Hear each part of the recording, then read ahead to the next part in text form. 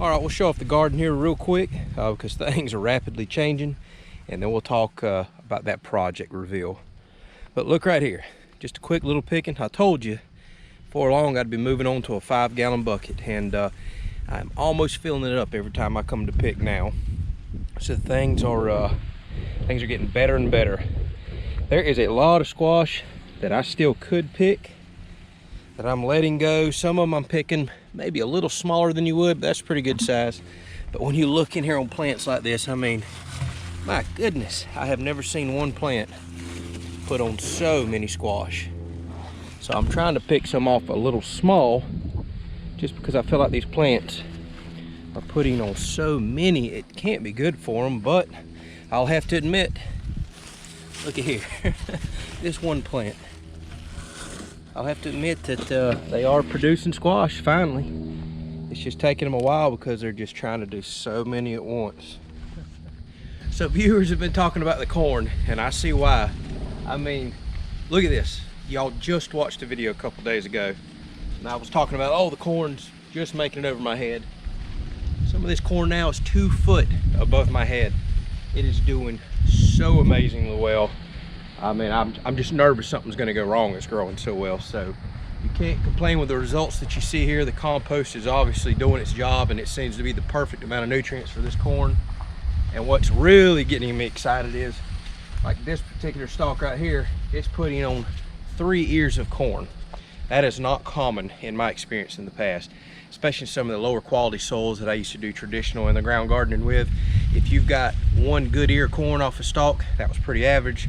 Sometimes you would get 2 ears before they quit filling out or drying out. So if I wind up getting 3 off of some stalks, not all of them, this is going to produce a tremendous amount of corn in such a small area. That's what's really got me excited about raised bed gardens. So take a look down here. Peppers have just started exploding like the corn all of a sudden. Look down in here. I've got peppers putting on everywhere. They're still blooming like crazy. Haven't even checked this variety over here. Lots of blooms. Don't see any peppers there yet, but man, don't those look good. They look so good. So squash and zucchini you've seen. I've been battling a little bit of squash bugs there. I started spraying a little bit of neem oil that somebody recommended. That seems to be doing a good job, but dusting them with the diatomaceous earth seemed to do really well on getting the bugs away. I actually only just spotted one a little while ago, so the numbers are down. Potatoes are looking fantastic, at least from what we can see up top. You don't really know the true story until you dig them out. I've lost my first one though. I've got my first bug problem in this bed. I seen that this one had started dying off, so I was trying to figure out what's going on here. My nemesis, the fire ant, they're back. So they have obviously dug down in there, probably started eating into the small potatoes and have killed that one off. So I'm gonna have to work on those ants pretty hard. I lose more stuff in the garden to ants over my lifetime of gardening than anything else.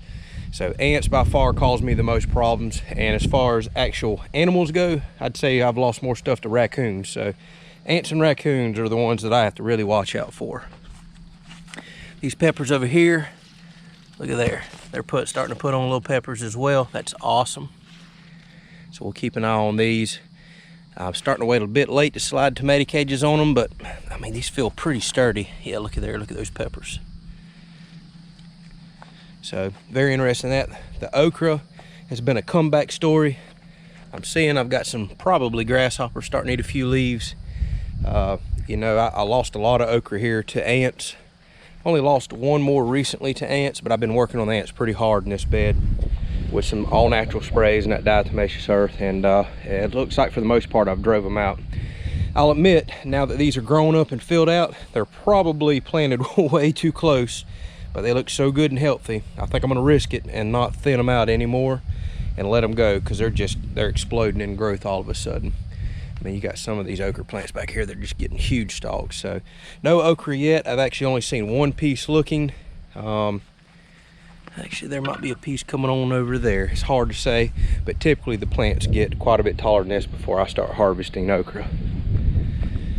Beans, never could really get any more to come up, but what I will say is the few bush bean plants that made it, check this out. I was kind of surprised. I mean, they're putting on if I can get a good picture in there. They're putting on beans left and right. Even this small plant's starting to just load up with beans. So some of these I'm gonna have to start picking before long, because my experience in the past with bean plants is you pick, they'll keep producing. So we're starting to get quite a few larger pods that need picking. Cantaloupes are running, looking fantastic.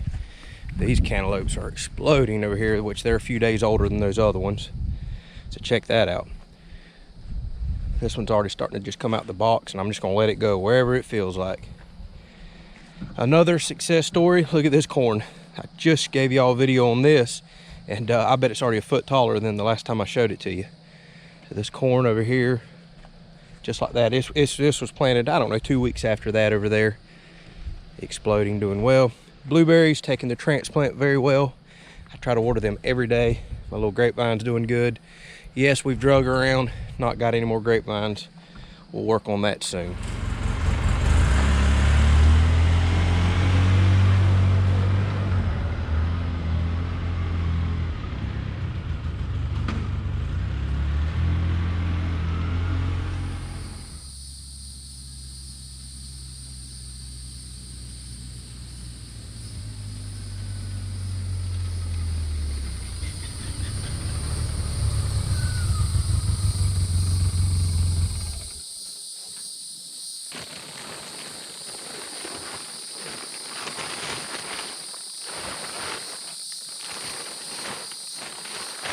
Alright, so I've probably kept y'all in suspense long enough here. I just didn't want to talk about this project until Tiffany and I decided financially it's something that we wanted to commit to, and time-wise something that I wanted to commit to.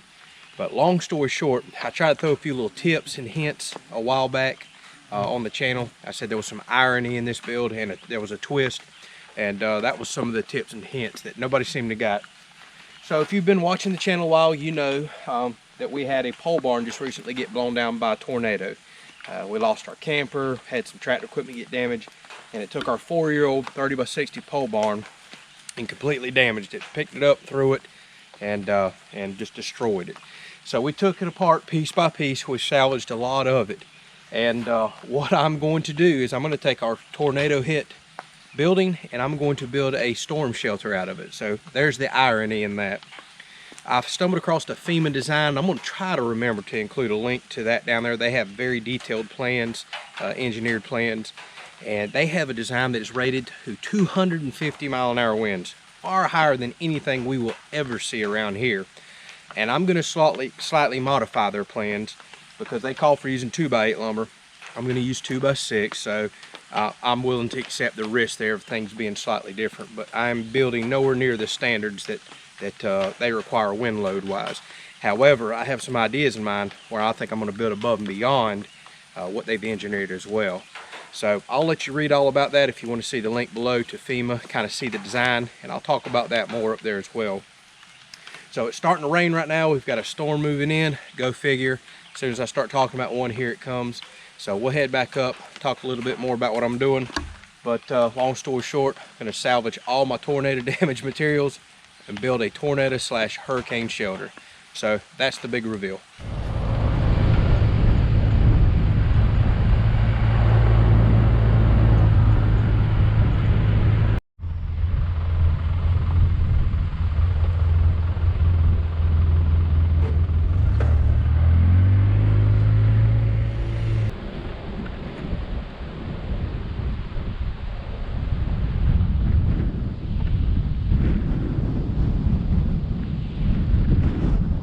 As you can see, there's a lot of irony around here. All it takes is me to start talking about bad weather. Here it is. So I'll try to show you the build spot real quick where this is going to go. Then we're going to have to go inside and cut up vegetables or something, and I'll talk more about it because it's just going to be hard to hear me out here with all this weather. So maybe you can hear me here, but I'll give you a general idea where we are at. There's the shop. The old pole barn used to be on the other side of this camper right here, and the new pole barn's going on the other end. So this is the yard out here, and our future plans are to put our house right over here.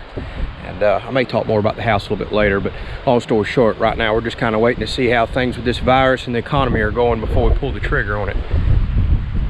So if the house is going to be right here, I'm thinking somewhere in this general area I would like the storm shelter to be. Obviously you want it close by so you can get quick access to it, should a tornado pop up. Things like hurricanes, obviously we get plenty of warning for those.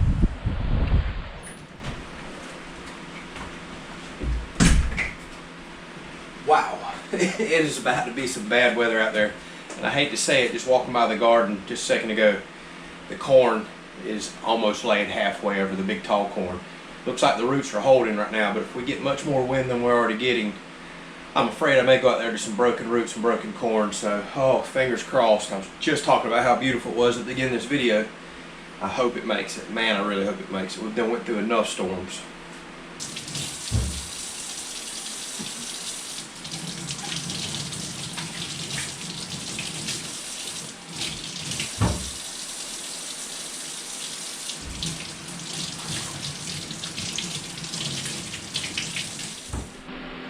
All right, not a bad haul at all. Starting to get more and more every day. Zucchini is doing excellent. We even got more out there I could probably pick today, but I'm gonna let go one more day. Squash is slowly producing more and more. I picked some yesterday and gave to a friend. So things are coming along.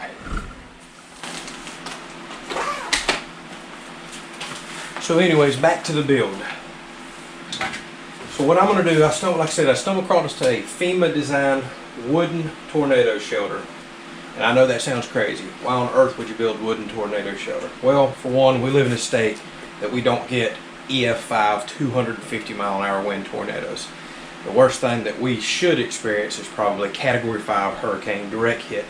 That's possible, but most likely not ever going to happen. That I'm just going to happen to get the direct hit by the eye.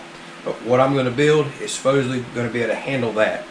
Now, I've looked at all the history in our area. Typically what we get is EF0, 1s, and some EF2 tornadoes. The National Weather Service just released the information on the one that hit us, and they rated it an EF1, said it was about 100, 150 yards wide, and they showed the path cutting right across our property, and apparently it ran for like 8 miles. One of the scariest things I've ever been in my life, scared Tiffany a lot too, just an EF1. We don't ever want to experience that again. Here's the bad thing. Over the last few weeks, we've had, I forget how many tornado warnings pop up on our phone, a ridiculous amount, more than I can ever remember, with actual confirmed tornadoes in the area. And I just a couple of days ago had to go about 20 miles down the road to help a friend who got hit by, yes, a tornado. So this is unreal. I can never remember in my life all these tornadoes touching down in this area. Well, as a kid, all you really ever were concerned with was hurricanes being in Florida. Tornadoes just, they happen. They just were kind of rare. You just didn't really hear about them. And maybe it's to do with social media now and phones and things of that nature. But we've had smartphones the last few years, and I just cannot remember this many tornadoes. So to feel comfortable, we want to build us a shelter out there. Here's the other reason I want to build a shelter. We are about to have a lot of responsibility with this property. As soon as I can get fencing up, we're going to start getting animals. We want to get horses, potentially cows, maybe goats, ducks, chickens, farm dog. Who knows what we'll get into down the road. So every time a hurricane comes around here, I can't just pack up and run. I have responsibilities for those animals. We never really have packed up and ran in the past, but should something bad enough come, I want something I can weather this storm. Not to mention my current job does require me to kind of be around. I potentially may have to respond quickly back to the place that I work. So I can't be a couple states away, packed up and moved off, but especially the animals. We want a place that we can hunker down, ride out a bad hurricane, and should we need to pop out, put up fencing, round our animals back up, we're right here, we're responsible, we're taking care of them. And again, I know, wooden shelter, I will start elaborating more, and I think as you see that I build this, it's a crazy design. I'll briefly talk about it, but like I said, I'll put the FEMA plans down there so you can look at it. But it's literally taking 2x material. They recommend 2x8s. I have a bunch of 2x6s that are free to me now, so we're going to use those. But you take one 2x6 here, you glue it, laminate it to another 2x6 that's slightly elevated 1.5 inches above it, and you sandwich that one in the middle with another 2x6 that's back down low. So you have two on the side, one up high in the middle, so it creates a lip in the middle. So you laminate those together with wood adhesive, nail them together, then you build your next one identical to it. So whenever it slides down over top of that one that's got the ridge lifted up the middle, it locks them in way tighter than a log cabin style. So that's already 4.5 inches thick of wood right there. You'll lay 3/4 inch plywood on the inside, 3/4 inch plywood on the outside for a 6-inch thick solid wall that is locked together. Now you'll do all kinds of tie downs, heavy duty tie downs, heavy duty bolts. You lag this into the concrete. We'll get into more of that later. But they claim that it's rated to 250 miles an hour, went through all their hurricane testing where they shot 2x4s at it, etc., and it passed all the tests with flying colors. So for what we experience in Florida, it should be good. But if you know me, I can't leave nothing alone. I'm going to build above and beyond their plans and going to modify it slightly differently. Obviously, I can't be held to the engineering standards doing that, but I'm going to build with what I have, and there's things in my mind that make sense to overbuild, and that's what I'm going to do. So we're going to have a whole build series on that. That should take quite a while. I'm going to show off some new projects. You're going to watch me fail, you're going to watch me learn, and some of you are going to help me out. Let's get back to cutting these vegetables.